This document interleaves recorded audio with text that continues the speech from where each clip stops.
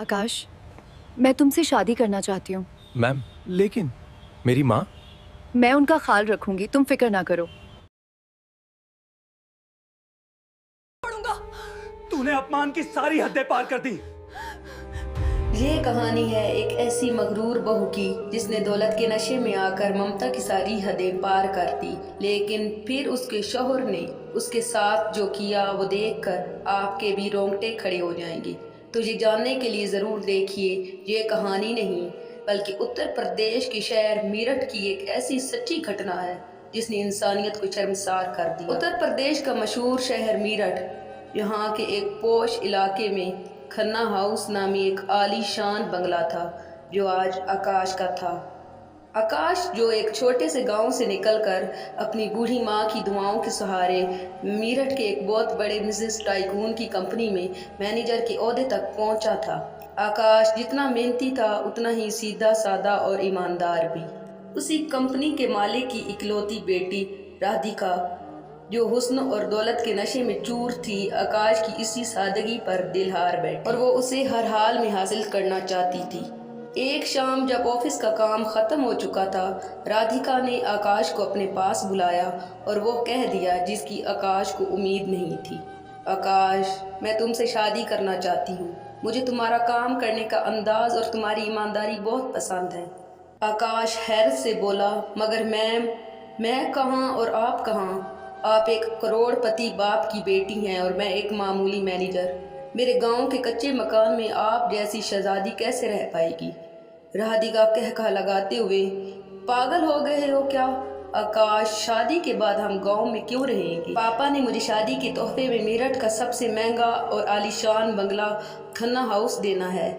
हम वहीं रहेंगे, शहाना जिंदगी गुजारेंगे। आकाश संजीदगी से बोला, नहीं राधिका, मैं इस शादी के लिए तैयार तो हूँ, लेकिन मेरी एक शर्त है। मेरी बूढ़ी माँ गांव में अकेली रहती है, उसने मुझे मजदूरी करके पढ़ाया है, मैं उसे वहाँ अकेला कैसे छोड़ सकता हूँ? राधिका ने मोहब्बत से आकाश का हाथ थामा ताकि वो मना ना कर सके। अरे बुद्धू, मैंने कब कहा कि उन्हें छोड़ दो? माँ जी हैं, हमारी भी तो माँ जैसी हैं। तुम उन्हें भी शहर ले आना, वो हमारे साथ उसी बंगले में रहेंगी, मैं उन्हें पलकों पर बिठा कर रखूंगी। आकाश राधिका की मीठी बातों में आ गया। धूमधाम से शादी हुई और शांति माई अपनी पुरानी पोटली में अपने कपड़े बांधकर शहर के इस आलीशान बंगले में आ गई। शादी के बाद पहली सुबह थी। मेरठ के इस आलीशान बंगले के डाइनिंग टेबल पर 56 भोग सजे हुए थे। राधिका सर पर पल्लू लिए, हाथ में चांदी का गिलास पकड़े, आकाश और शांति माई की खिदमत में लगी हुई थी। राधिका निहायत मीठे लहजे में बोली, माँ जी लीजिए ना ये गर्मा गर्म आलू पराठा और दही। पापा कहते हैं कि बड़ों का आशीर्वाद ही घर की असली पूंजी होती है। आकाश तुम भी लो ना, आज ऑफिस में तुम्हारी बहुत बड़ी मीटिंग है, खाली पेट मत जाना। आकाश मुस्कुरा कर बोला, देखा माँ जी, मैंने कहा था ना कि राधिका बिल्कुल आपकी पसंद की बहू है। इतने बड़े घर की बेटी होकर भी कितनी संस्कारी। शांति माई खुशी से नहाल होकर बोली, जीता रे बेटा, भगवान ऐसी लक्ष्मी हर घर को दे। बहू तुमने मेरा दिल जीत लिया। आकाश अपनी पत्नी की इस रूह पर फिदा होकर माँ के पैर छूकर जैसे ही ऑफिस के लिए निकला, बंगले की फिजा एकदम से बदल गई। राधिका के चेहरे से वो मसनूई मुस्कुराहट ऐसे गायब हुई जैसे गधे के सर से सींग। राधिका ने झटके से अपने सर से पल्लू गिराया और सोफे पर टांग रखकर बैठ गई। शांति माई हैरत से बोली, अरे बेटी तुम ठीक तो हो ना? अचानक क्या हुआ? लाओ ये बर्तन मैं समेट देती हूँ, तुम थक गई होगी। राधिका तेजी से मुड़कर आंखें निकाल कर बोली, बस बहुत कर लिया मैंने ये माँ जी का राग। आकाश चला गया है, अब ये नाटक करने की ज़रूरत नहीं मुझसे अपने इस खूबसूरत बंगले में तुम्हारा वजूद बर्दाश्त नहीं हो रहा। अब मजबूरी है, आकाश को मैं खो नहीं सकती। शांति माई साकित खड़ी रह गई। उससे अपनी समाज पर यकीन नहीं आ रहा था। जिस बहू को वो लक्ष्मी समझ रही थी, वो तो पल भर में शैतान का रूप धार चुकी थी। शांति माई अभी इन्हीं सोचों में गुम थी कि राधिका चीखी और, सुनो बुढ़िया, अगर इस महल जैसे घर में रहना है तो कान खोल कर सुनो। खबरदार, जो आकाश को मेरे बारे में ज़रा सी भी भनक लगने दी, अगर उसे मेरी शिकायत की तो याद रखना, मैं उसे तुम्हारे खिलाफ ऐसा भड़काऊंगी कि वो तुम्हें खुद धक्के देकर खुद से जुदा कर देगा। अब जाओ, फालतू भाषण मत देना मुझे। मेरे कुत्तों के नहाने का टाइम हो गया है, जाकर उनके बर्तन साफ करो और उनके कमरे की सफाई करो। और हाँ, आज के बाद हमारे साथ बैठकर भोजन करने का ख्याल अपने दिमाग से निकाल देना। शांति माई खामोशी से अपने आंसू पूछते हुए किचन की तरफ बढ़ गई। उसके पैरों तले बिछा वो कीमती कालीन अब उसे कांटों की तरह चुभ रहा था। उसका ज़हन माजी की गलियों में भटकने लगा। शांति माई सोच रही थी कि क्या इसी दिन के लिए उसने तपती धूप में मजदूरी करके आकाश को पढ़ाया था। क्या इसीलिए उसने अपनी जवानी और अपनी खुशियां वार दी कि बुढ़ापे में उसका अपना बेटा ऐसी नागिन को लाकर उसके सर पर बिठा देगा। वो सोच रही थी कि आकाश तो भोला है, वो इस राधिका को लक्ष्मी समझता है, लेकिन उसे क्या मालूम कि ये लक्ष्मी नहीं, उसकी माँ की जिंदगी का शराब बनकर आई है। शांति माई धीमी आवाज में सिसकते हुए बोली, भगवान मेरे बेटे का घर बचाए रखना, मैं तो ये जहर पी लूंगी, बस मेरे आकाश की आंखों में कभी आंसू ना आने देना। लेकिन आकाश के लिए तो ये रोज का मामूल बन चुका था कि वो अपनी पत्नी राधिका के हाथ चूम कर ऑफिस जाता, ये सोचकर कि उसकी माँ उस घर की राजमाता बनकर रह रही है। लेकिन जैसे ही दरवाज़ा बंद होता, राधिका का वो संस्कारी चेहरा किसी भयानक डायन में बदल जाता। एक दोपहर शांति माई किचन में बड़े प्यार से सरसों का साग घोट रही थी। उसने सोचा कि आज अपने हाथों से आकाश का पसंदीदा खाना बनाऊंगी, शायद इसे खाकर मेरे बेटे के चेहरे पर वही बचपन वाली मुस्कुराहट आ जाए। अचानक राधिका किचन में दाखिल हुई, नाक पर रुमाल रखे हुए और चेहरे पर शदीद गुस्सा लिए शांति माई पर गुस्से से चीखने लगी, ए बुढ़िया, ये क्या अनर्थ कर रही हो तुम? ये कैसी गंदी और सड़ी हुई बदबू पूरे बंगले में फैला रखी है तुमने। शांति माई डरते हुए हाथ में डोई पकड़े, बेटी ये तो सरसों का साग है, मेरे आकाश को ये बहुत पसंद है, बचपन में बड़े चाव से खाता था, मैंने सोचा आज उसे सरप्राइज दूंगी। राधिका ने झटके से साग की पतीली को चूल्हे से पटक कर नीचे फेंक दिया। सरप्राइज नहीं, ये तो तुमने मेरे घर को नरक बना दिया है।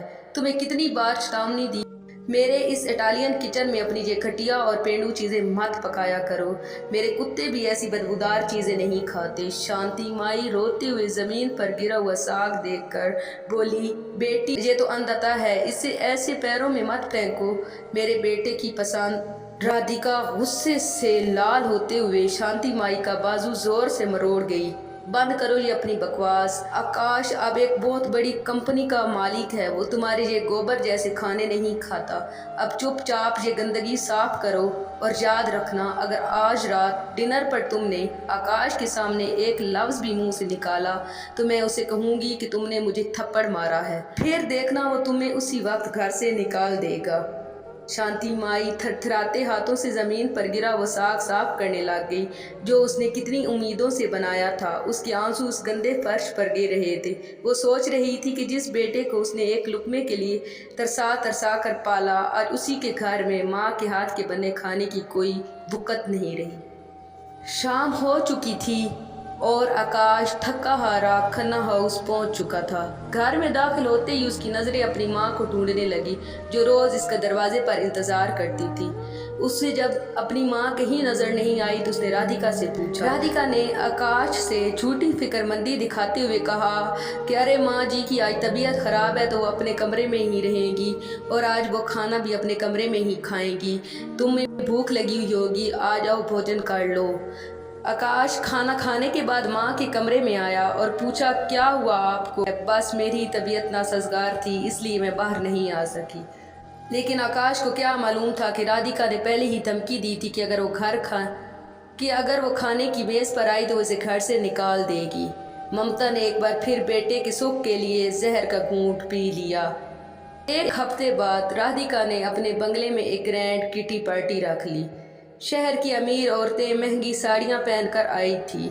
राधिका ने अब भी शांति माई को चैन से ना बैठने दिया।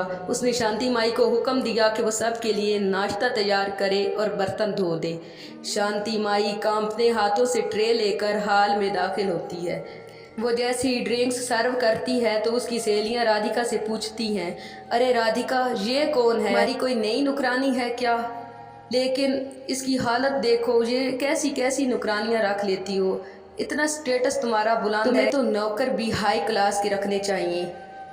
राधिका ने यह बताने के बजाय कि ये नौकर नहीं उसकी सास है, बल्कि उसने कहा, हाँ, ये बेचारी, इसका कोई सहारा नहीं था। सड़क पर कबाड़ चुन रही थी तो मुझे तरस आ गया। मैंने सोचा पुण्य का काम है, इसे घर में पनाह दे देती हूँ।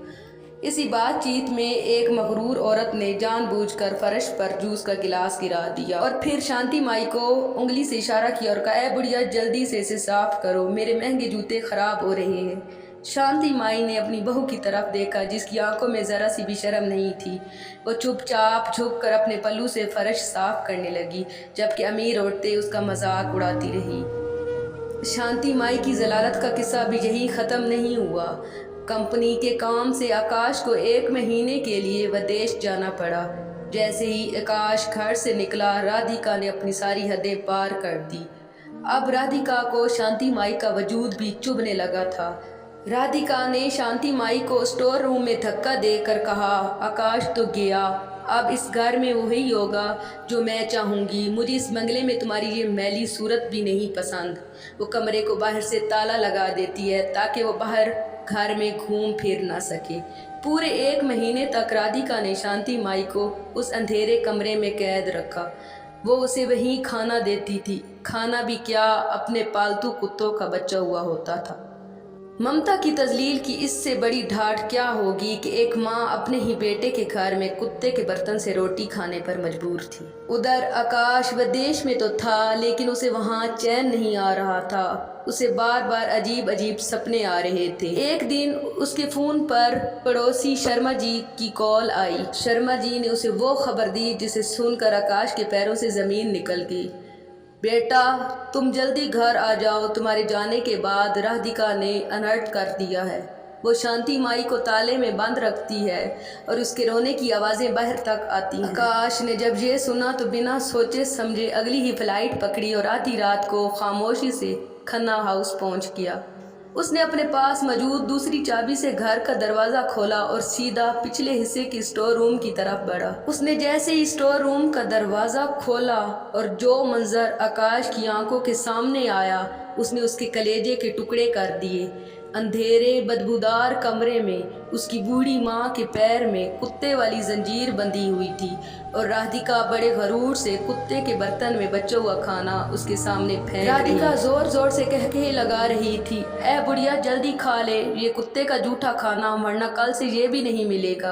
आकाश के आने तक तेरा यही दंड है।" एक लम्हा की भी देर किए बगैर आगे बढ़ा। वो गुस्से से राधिका के कानों पर जैसी आकाश की आवाज़ पड़ी, उसके हाथ से बर्तन छूट गया। इससे पहले कि वे कुछ बोल पाती, आकाश ने गुस्से में उसे बालों से पकड़ा और घसीटते हुए हाल में ले आया। उसने फौरन अपनी बूढ़ी माँ के पैरों से जंजीरें निकाली और उसे सीने से लगा लिया। आकाश की आंखों में खून उतरा हुआ था। "जिस माँ ने मुझे खून पिलाकर पाला, तुमने उसे जंजीरों में जकड़ दिया। जिस माँ की तपस्या से आज मैं यहाँ पर पहुँचा, उसे तुमने कुत्ते का जूठा खाना खिलाया। तुमने मेरी माँ के अपमान की इंतहा कर दी और इसकी सज़ा मैं तुम्हें देकर रहूँगा।"